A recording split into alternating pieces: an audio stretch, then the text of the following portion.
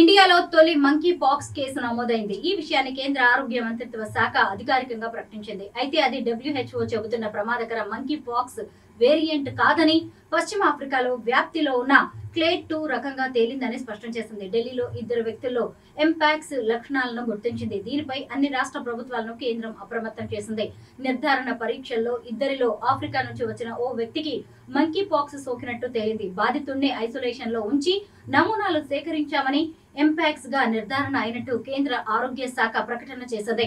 వ్యాధి సంక్రమణ మూలాలను గుర్తించేందుకు కాంటాక్ట్ ట్రేసింగ్ కొనసాగుతున్నట్టు అధికారులు తెలిపారు.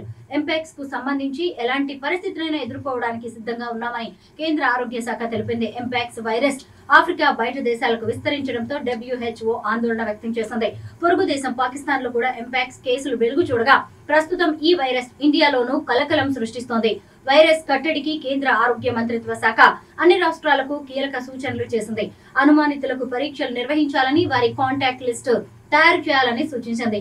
ఈ వైరస్ బారిన పడిన వారి కోసం ప్రత్యేక ఐసోలేషన్ వార్డులను సిద్ధంగా ఉంచాలని, వైరస్ లక్షణాలు కనిపించగానే వారిని ఈ వార్డులకు తరలించి వైద్యం అందించాలని కేంద్రం గైడ్ లైన్స్ ఇచ్చింది.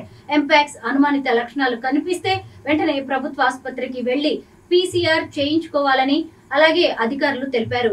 బయట తిరగకూడదని, ఇంట్లో కుటుంబ సభ్యులంతా తప్పక మాస్క్ ధరించాలని సూచించారు. ఇన్ఫెక్షన్ ఉన్న వ్యక్తులు వాడే దుస్తులు, వస్తువులను విడిగా ఉంచి మిగతా వారితో కలవకుండా చూసుకోవాలని చెప్పారు. WHO నివేదిక ప్రకారం జనవరి 2022 నుంచి ఆగస్టు 2024 వరకు 120 దేశాలకు మంకీ పాక్స్ వ్యాపించింది. ప్రపంచ వ్యాప్తంగా దాదాపు 1,00,000 కేసులు నమోదు కాగా 220 మరణాలు నమోదయ్యాయి.